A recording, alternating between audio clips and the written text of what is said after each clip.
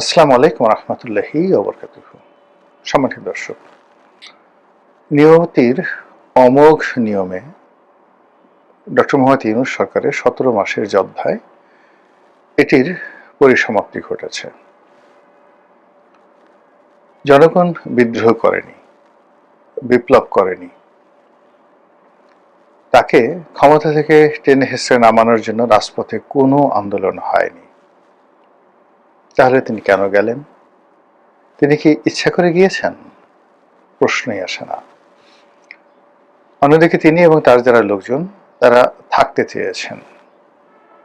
মনের যে লক্ষ্য এবং উদ্দেশ্য ছিল অনন্তকাল থাকার, স্বয়ং ডক্টর মোহাম্মদ ইউনূস বলেছিলেন তিনি ৫ বছর থাকতে চান, এই কথা, বা তিনি যেন ৫ বছর থাকেন এই কথা জনগণ বলছে। কেউ কেউ ৫০ বছর থাকার কথাও বলছে। তার এই সরকারটির নাম ছিল অন্তর্বর্তীকালীন সরকার। দেশি বিদেশি বিভিন্ন সংবাদ মাধ্যমে তিনি সাক্ষাৎকার দিয়ে বলছেন তার কোন নির্দিষ্ট সময়সীমা নেই।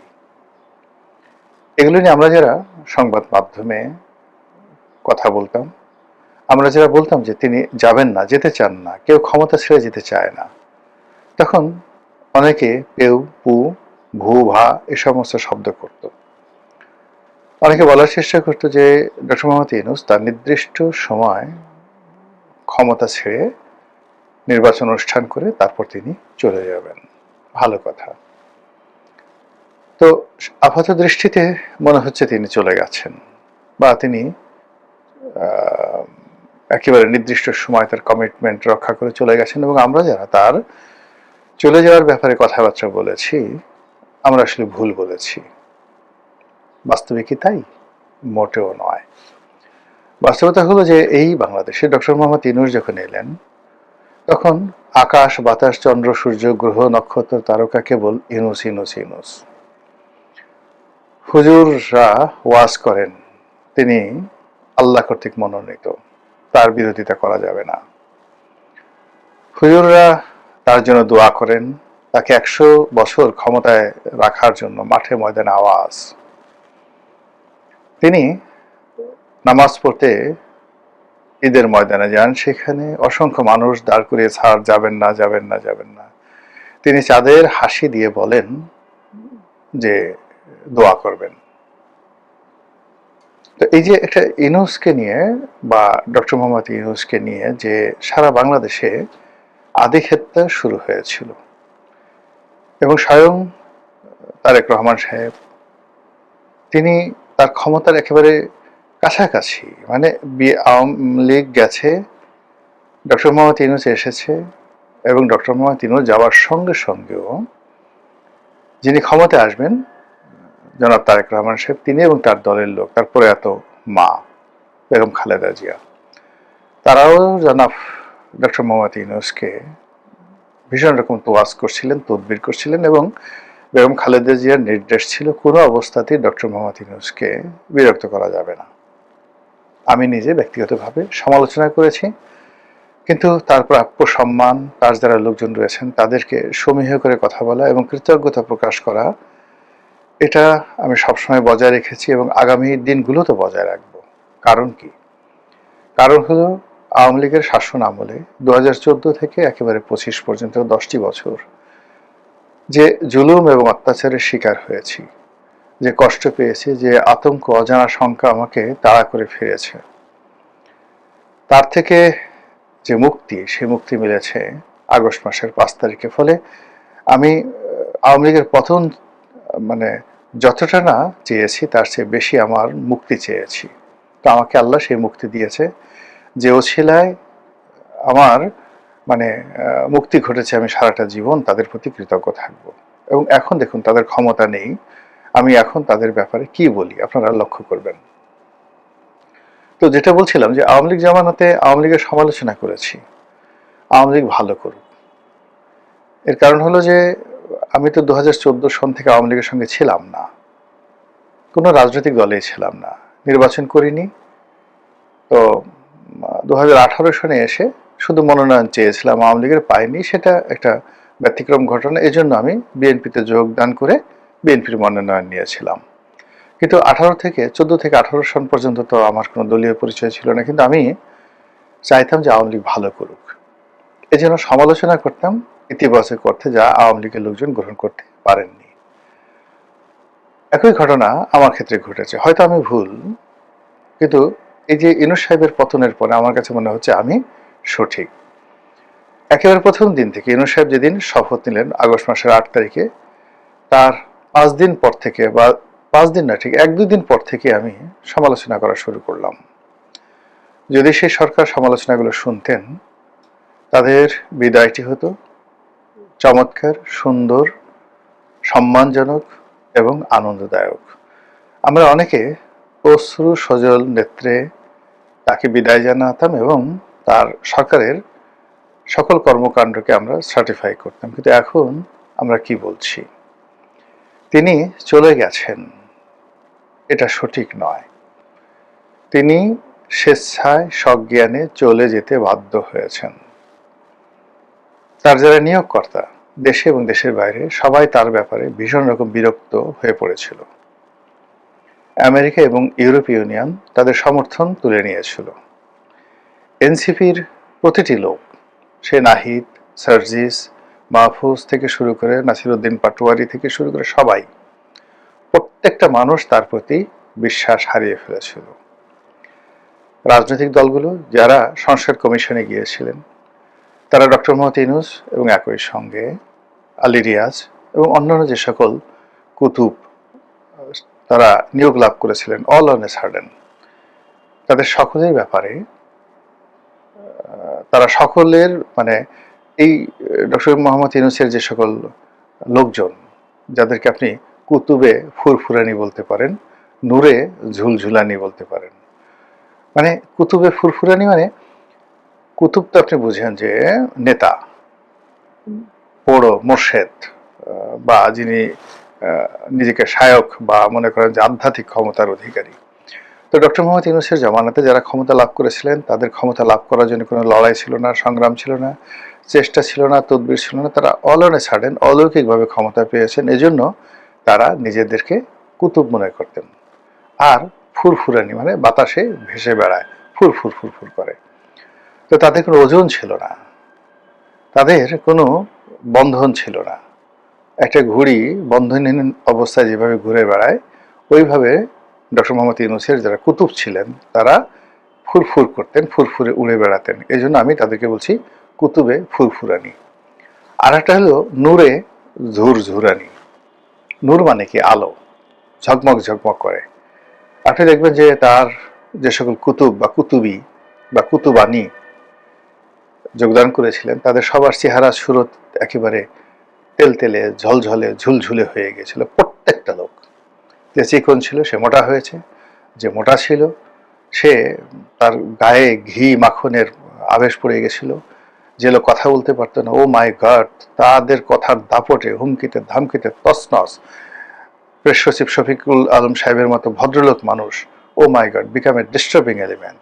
তার সাথে সাথে আরো যে কয়জন আসলেন প্রেস বিভাগে, মানে তাদের যে হুমকি ধামকি কথাবার্তা, আমরা যারা এই সমাজে বসবাস করছিলাম আমাদের জন্য খুব অসহ্য হয়ে পড়েছিল। তো তাদের কোনো বন্ধন ছিল না, তারা সবাই ফুরফুর ফুরফুর করছিল। এদের কারণে সমাজে অসন্তোষ তৈরি হয়েছিল। রাজনৈতিক দলগুলো, প্রধান যারা স্টেক হোল্ডার ছিলেন, তারা কোনো অবস্থাতে তাকে মেনে নিতে পারছিলেন না। নেহায়েত দায়ে পড়ে তার কাছে যেতেন, কিন্তু পিছনে পিছনে তারা বাজে কথা বলতেন। প্রশাসন ভেঙে পড়েছিল। পুলিশ, মিলিটারি, মানে 3 বাহিনীর সঙ্গে জেনারেল ওয়াকারের সঙ্গে তার কোনো সম্পর্ক ছিল না। ক্যান্টনমেন্টের সঙ্গে ওনার কোনো সম্পর্কই ছিল না। পুলিশের সঙ্গে তার কোনো সম্পর্কই ছিল না। হাতে গোনা কয়েকজন পুলিশ কর্মকর্তা একেবারে নেহায়েত কাজ করলেই নয়, সেই কাজগুলো করেছে। কিন্তু ডক্টর মোহাম্মদ ইউনূসের আইন শৃঙ্খলা রক্ষা করা, তাকে সহযোগিতা করা, তার জন্য হৃদয় মন দিয়ে কিছু করা কেউ করেননি। শুধুমাত্র যেদিন জকরুমান্না আক্রমণ করতে এসেছিল নির্বাচনের আগে, সেদিন ঢাকা মেট্রোপলিটন পুলিশ কমিশনার তিনি সদয় হয়ে যে কাজটি করেছেন, ইউনূস সাহেবের জন্য নয়, ইলেকশনের জন্য করেছেন, যেন ইলেকশনটা হয়। তো সেই যে ডক্টর মোহাম্মদ ইউনূস এমন একটা পরিস্থিতিতে তিনি পড়লেন, সারা পৃথিবী তার জন্য ছোট হয়ে এলো, সারা পৃথিবী তার জন্য বিষাদময় হয়ে গেল। যে পৃথিবী তিনি মুক্ত বিহঙ্গের মতো ঘুরে বেড়ালেন, সে পৃথিবীতে তার যাওয়া বন্ধ হয়ে গেল। তার সর্বশেষ যাত্রা লন্ডন। সেই লন্ডনে তিনি গেলেন, অপমান হলেন, অপদস্থ হলেন, ঠাট্টা টিটকারি মস্কারা থেকে শুরু করে আওয়ামী লীগ থেকে শুরু করে অন্য সমস্ত দল, মানে তিনি রীতিমতো সেখানে নাজেহাল নয়, শারীরিকভাবে লাঞ্ছিত হওয়ার মতো অবস্থায় পড়ে গেলেন। তার কুতুব বা কুতুবে ফুরফুরানি তারা যে কিভাবে দৌড় দিয়েছে সেই সময় আপনাদের মনে আছে। এরপর তিনি ওখানে বসে খলিলুর রহমান সাহেবের মাধ্যমে তিনি তারেক রহমান সাহেবের সঙ্গে একটা সমঝোতা করেন। এটি সমঝোতা না আত্মসমর্পণ, না কি এটি নিবেদন, এটা এখন আপনারা বুঝতে পারছেন। তার প্রেক্ষিতে এই ফেব্রুয়ারি মাসে নির্বাচনের তারিখ ঘোষিত হয়। কিন্তু লন্ডন বৈঠকের আগে তাদের যে চাল চরিত্র, এটা আপনারা কল্পনাও করতে পারবেন না। এরপর লন্ডন থেকে ফিরে এসে নানাভাবে চেষ্টা করা হয়েছে ফেব্রুয়ারি মাসের নির্বাচনকে এগোনোর জন্য, পিছনের জন্য, সংস্কার, হা ভোট না ভোট, সংবিধান সংশোধন, নানা রকম ফন্দি ফিকির করে তিনি একটার পর একটা ঝামেলা করার চেষ্টা করেছেন, কিন্তু শেষ পর্যন্ত একটাতেও তিনি সফল হতে পারেননি। কারো আস্থা তিনি গ্রহণ করতে পারেননি। কেন পারেননি সেটা নিয়ে শরীয়তের অনেক মাসলা রয়েছে। মশলা মানে উপাদান, আর মাসলা মানে বিভিন্ন পদ্ধতি বা যে মানে কর্মকাহিনী। তো সেই শরীয়তের মাসলা কাহিনী আমি এগুলো বলবো না, এগুলো আপনারা সবাই বুঝতে পারেন। It is open. আমি মারেফতের কতগুলো জিনিস বলবো, যেটি শেখ হাসিনার জন্য প্রযোজ্য ছিল, ডক্টর মোহাম্মদ ইউনূসের ক্ষেত্রে ঘটেছে, আর তারেক রহমান সাহেবের ক্ষেত্রে ঘটার যেন সম্ভাবনা না হয়, এই জন্য এই কথাগুলো বলা। ডক্টর ইউনূসকে বলে আমি মূলত তারেক রহমান সাহেবকে বোঝাতে চাচ্ছি, তিনি তার আশেপাশে কোনো আল্লাহওয়ালা ভালো মানুষ রাখেননি। একমাত্র তার যে ধর্ম উপদেষ্টা, যে ভদ্রলোক, তিনি সরকারের অঙ্গ ছিলেন না, তার আমল একিন কর্ম এটি ভালো ছিল। আর বাকি যারা ছিলেন এদের কার বিরুদ্ধে বলেন তো? জেনা, ব্যভিচার, যৌনতা, মদ্যপান, ঘুষ, দুর্নীতি, অনিয়ম, লোক ঠেকানো, মুনাফিকি, টাউটারি, বাটপারি, এই যে জিনিসগুলো আছে, আপনি কোনটা নেই কার বিরুদ্ধে, কয়জনের বিরুদ্ধে নেই, একটু খুঁজে বের করেন।